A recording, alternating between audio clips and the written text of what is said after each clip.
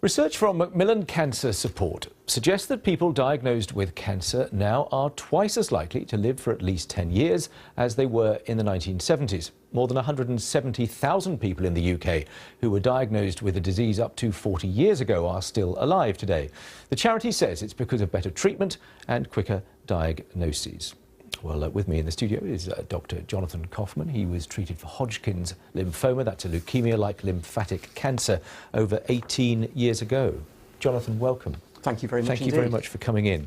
So take us back to 1998 and the diagnosis and what happened at that point.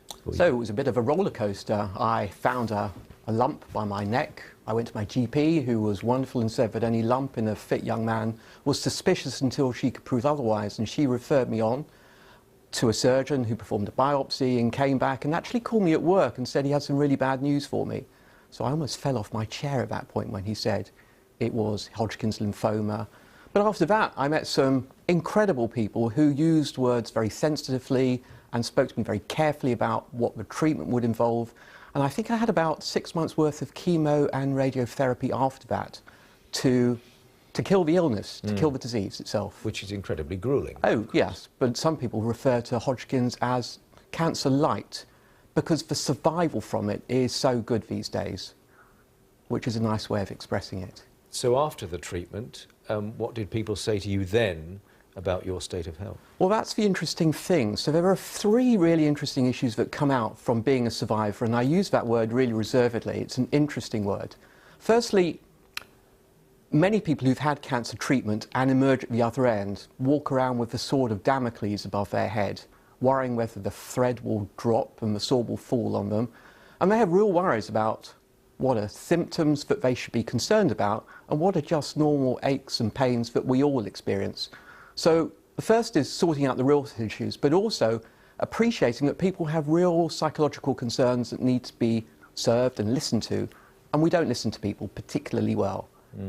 The second issue, and I think information is often prescribed in subtherapeutic doses to people who've had cancer, is that we're not told that maybe 5, 10, 15 or 20 years down the line, they then may experience issues associated with the treatment that they were given to eliminate the original cancer. Now, some of those symptoms are quite distressing. I was diagnosed with a small fibre neuropathy that affects sensations in my fingers and my feet and in my arms, and it took quite a while to sort that out. Now, if I'd known about that, that wouldn't have changed my decision about having treatment, but it'd be nice to know that it's a possibility and what to do if these issues occur. And that's one of the points being made in this report today, of course. I mean, clearly everybody celebrates the survival rates that have been absolutely. It's incredible today, but it's those long-term effects that people aren't necessarily so conscious of. And what to do, and where to go, and how to respond rationally rather than irrationally at 3 o'clock in the morning. And then there's the last point, that us as a group of people are penalised for having had cancer. In what way? So financially, for example, if I wanted to get travel insurance, I have to admit that I had a pre-existing condition, and when you tick the cancer box, another box appears asking me whether I have a terminal prognosis. Now, insurance and humour don't go well together.